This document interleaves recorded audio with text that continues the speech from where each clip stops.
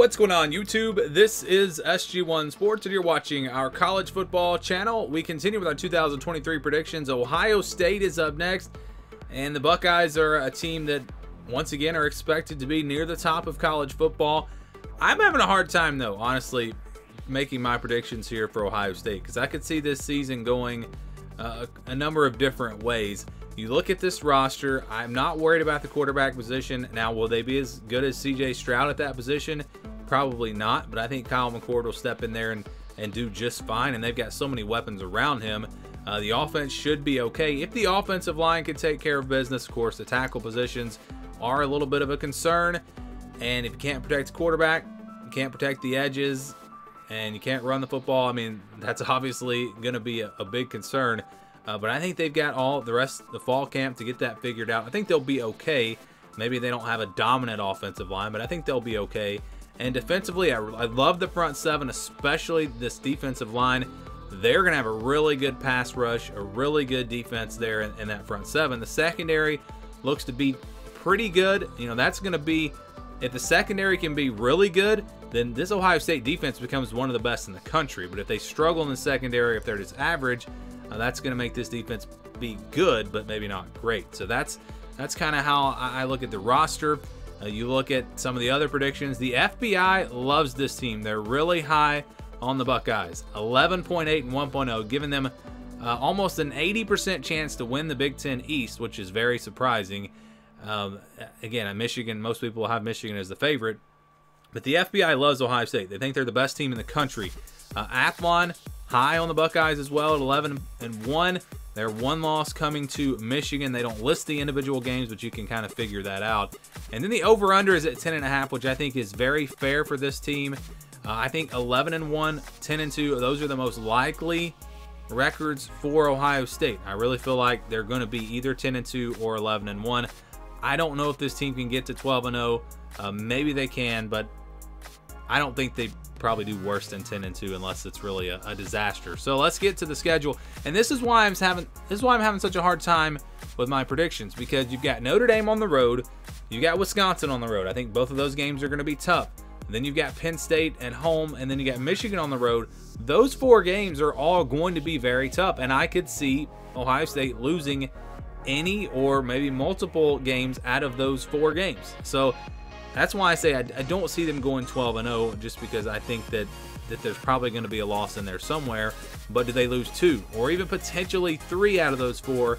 That's the question. But we're going to start at the top. Indiana on the road. First game of the season, I wouldn't surprise me to see Ohio State struggle a little bit here. Indiana's going to be improved from where they were last year. Again, I could see this game being a pretty kind of close game. You know, one of those that's like close at halftime, and I think Ohio State will pull away in the second half. They'll get things figured out, and then they'll take care of business against Youngstown State and Western Kentucky. So no real reason to think they're going to do anything other than start 3-0.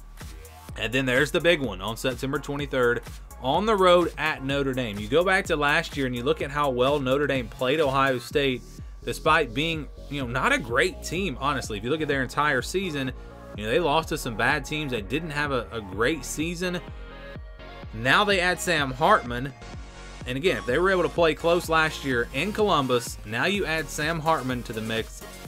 You could see why Notre Dame should be the pick here, playing at home with Sam Hartman again. But I don't know that Sam Hartman's really going to change that much about this Notre Dame team, because I don't think that Drew Pyne was a bad quarterback last year. I think he kind of gets that. People think that, well, they weren't very good. They had Drew Pyne at quarterback. Look at his numbers. He was actually really solid. I think it's the players around him, the receivers that are going to need to step up, and then it's just the offense that they run. It's not really built to be super explosive through the air, and maybe that's different this year. We'll see. Maybe with him at quarterback, things change. But they also, lose Michael Mayer, big-time pass catcher at tight end. And so I don't know that Notre Dame is really going to be that much improved in the passing game. And you look at Ohio State and their defense and what I think they're going to be able to do to stop this Notre Dame run game.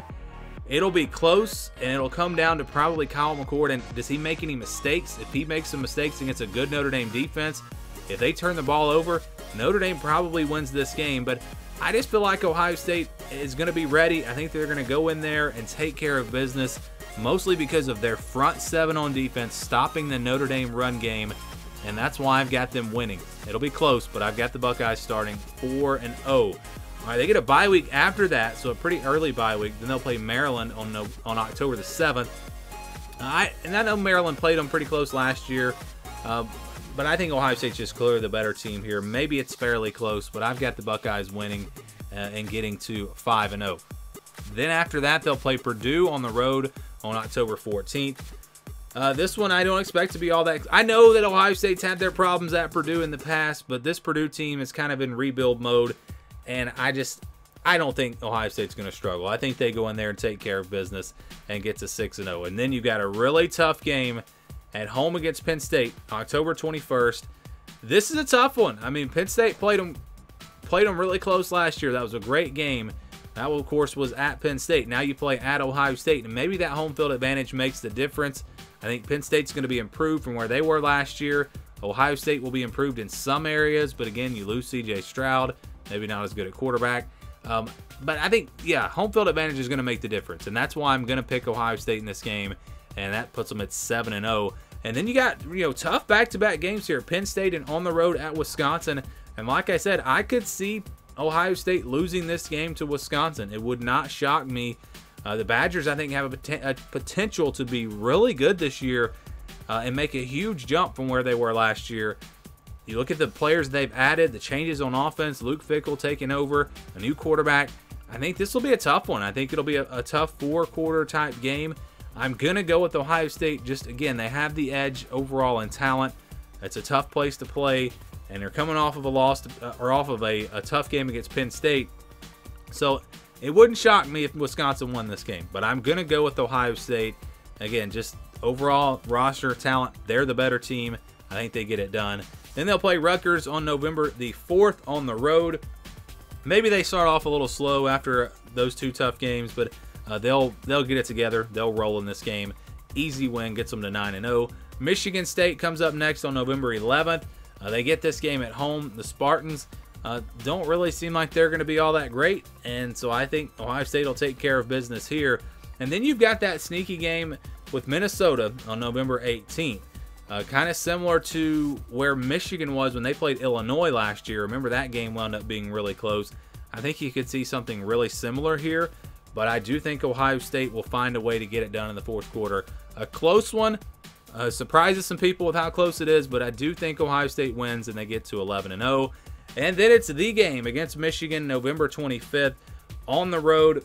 I talked about this game a lot when I did my Michigan prediction video, and how I think Ohio State could come out really aggressive like they did against Georgia as the underdogs potentially this time. And I think they're going to be ready. I think they're going to put up a great fight. But at the end of the day, I think the veteran team of Michigan playing at home does just enough. It's closer than the last 2 years, but Michigan does find a way to get it done, and they win it. And so Ohio State falls to 11-1. So only one loss in the regular season. Exact same thing that happened last year. Will it be enough to get them in the playoff?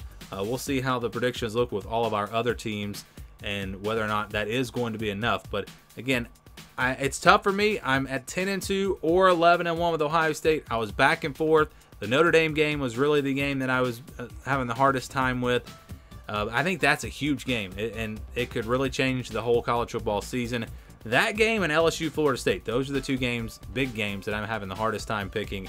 But I'm going to go with Ohio State, going to go with the better overall roster, and only one loss coming to Michigan. Give me your thoughts, your predictions on the Buckeyes down in the comments below.